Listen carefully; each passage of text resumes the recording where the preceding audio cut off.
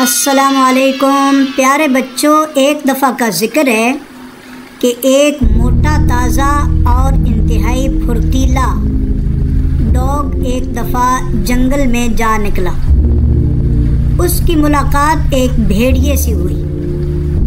بھیڑیا کمزور سا تھا، تو بھیڑیے نے اس ڈاگ سے پوچھا، بھائی تم کیا کھاتے ہو کہ تم اتنے موٹے تازہ ہو؟ میرا حال دیکھو کہ میں جنگل میں رہتا ہوں اور بڑی مشکل سے شکار کر کے کچھ نہ کچھ کھا لیتا ہوں، لیکن تمہاری طرح موٹا نہیں ہوں۔ مجھے یہ شکار بھی کئی مشکلوں کے بعد ملتا ہے۔ مجھے رات کو جانا پڑتا ہے، بارش میں بھیگتا ہوں، بارش میں بھی جانا پڑتا ہے، اور اسی طرح کی مجھے بہت جدن اور جد و جہد کرنا پڑتی ہے۔ بہت کوشش کے بعد مجھے جا کے کہیں کچھ شکار کا حصہ ملتا ہے اور میں وہ کھا لیتا ہوں۔ تو ڈاگ نے اسے کہا، بھئی میرے پاس تمہارے موٹے ہونے کی ایک تجویز ہے۔ وہ یہ ہے کہ میں جس گھر میں ہوں وہ ایک انسانوں کا گھر ہے، اور میرے گلے میں ایک پٹا ہے، اور میں وہاں پہ ان کی وفاداری کو یقینی بناتا ہوں۔ جو مالک مجھے کہتا ہے میں وہ کرتا ہوں، اور جو وہ کھانا مجھے دیتے ہیں وہ میں کھا لیتا ہوں۔ بچوں کا بچا ہوا کھانا بھی مجھے ملتا ہے، بڑوں کا بچا ہوا کھانا بھی میں کھا لیتا ہوں۔ تو اس طریقے سے میں موٹا اور تازہ ہو گیا ہوں۔ اب میرے پاس ایک تجویز آپ کے لیے یہ ہے کہ آپ میرے ساتھ چلو اور وہاں اس گھر میں رہو، جو میں کروں تم بھی وہ کرو، تم بھی وہ کھانا کھاتے رہو گے اور موٹے ہو جاؤ گے۔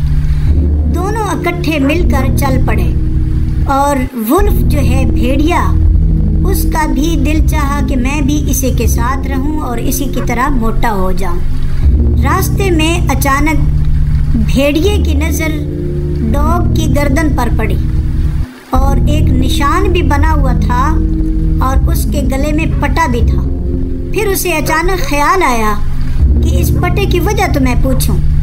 تو اس نے ڈاگ سے پوچھا کہ بھائی تمہارے گلے میں پٹا ہے اور پٹے کی وجہ سے نشان بھی پڑ گیا ہے، آخر اس کی کیا وجہ ہے؟ تو ڈاگ اس کو بتانے لگا کہ دراصل مالک مجھے دن کو باندھ دیتا ہے، میرے گلے میں پٹا ڈلا ہوا ہے، اس کے ساتھ ایک زنجیر باندھ کے مجھے جکڑ دیتا ہے، اور میں رات کو پھر اٹھتا ہوں اور وہ مجھے کھول دیتا ہے۔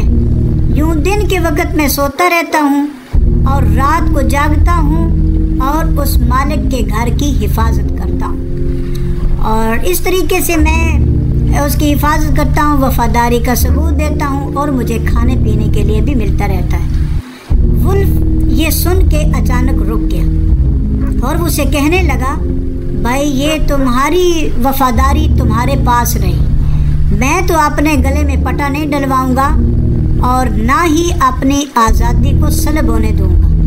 تو تم اس کے گھر میں جاؤ اور میں واپس اپنے جنگل میں جا رہا ہوں۔ اور پھر اس کے بعد وہ جنگل کی طرف روانہ ہو گیا۔ اور دیکھا بچوں، آزادی بہت اچھی چیز ہے۔ اگر آزاد بندہ رہے تو اس کے لیے اس سے بڑی اور کوئی نعمت نہیں ہے۔ اچھا بچوں، جو بھی تم میں سے اس ویڈیو کو دیکھ رہا ہے وہ لازمی اسے لائک بھی کرے اور سبسکرائب بھی کرے۔ بہت شکریہ، تھینک یو۔